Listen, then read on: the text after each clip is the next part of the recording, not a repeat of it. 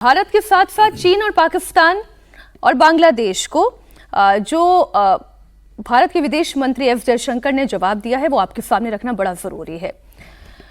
हमारे पड़ोसी, चाहे आप पाकिस्तान की बात करें चाहे बांग्लादेश की बात करें, पाकिस्तान के नजरिए से आप देखें वो भारत के खिलाफ किस तरीके की साजिशें रचती हैं ये हम जानते ही हैं। और जो इस वक्त बांग्लादेश में हो रहा है वो भी आप जानते हैं, वहां पर हिंदुओं का कत्लेआम हो रहा है, दमन हो रहा है, ये भी आप जानते हैं। इसके पीछे आईएसआई है, ये भी आप जानते हैं।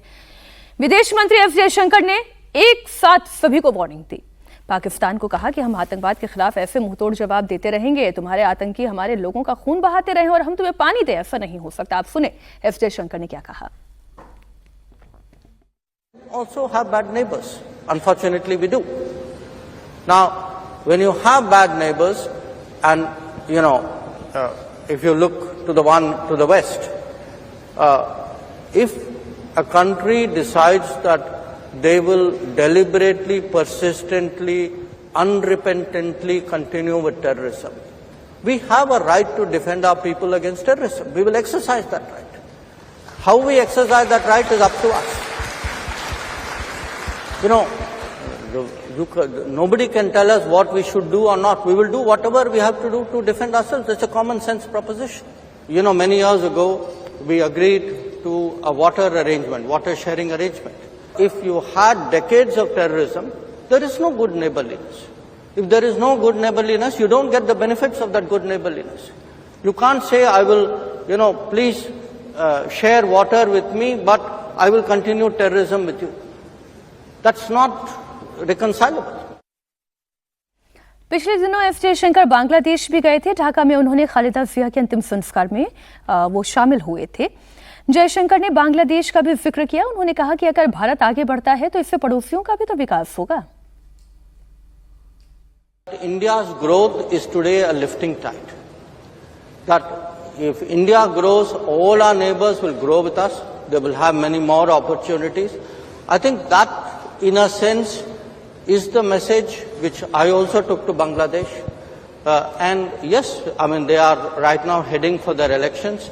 We wish them well in that election. We hope that once things settle down, as I said, the sense of neighborliness in this region will grow. ये समीर जी, बहुत सी बातें एक ही बात में शामिल हैं कि अब देखिए पड़ोसी ना बदलेंगे, बुरा पड़ोसी है पाकिस्तान, ये भी तय है। और बांग्लादेश में जो हो रहा है कि अगर वहां पर भी स्थिरता आएगी तो ये भारत और बांग्लादेश के रिश्ते के लिए भी महत्वपूर्ण है।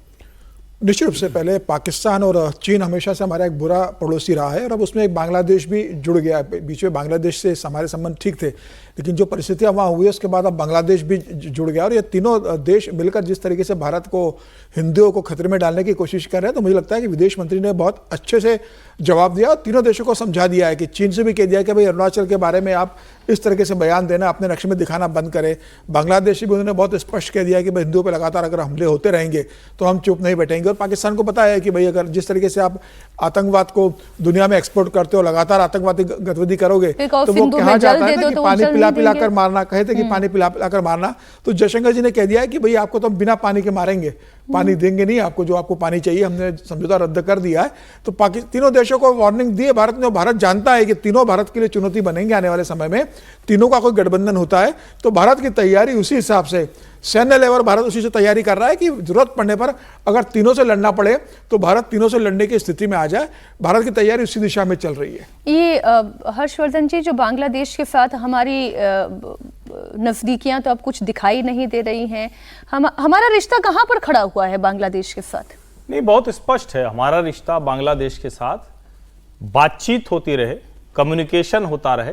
हम वहां के हालात को ये देख रहे हैं, क्या चुनाव हो पाएगा। पहला सबसे जो महत्वपूर्ण है, चुनाव होगा तो कौन सी गवर्नमेंट आएगी, क्योंकि शेख हसीना की पार्टी को वहां प्रतिबंधित कर दिया गया है तो वो नहीं आने वाले, जिनसे भारत के रिश्ते बहुत, जब मैं भारत कहता हूं तो नरेंद्र मोदी नहीं, सोनिया गांधी जी के समय भी अच्छे थे, उसके पहले भी अच्छे थे, तो ये पारंपरिक तौर पर भारत से अच्छे रिश्ते रहे।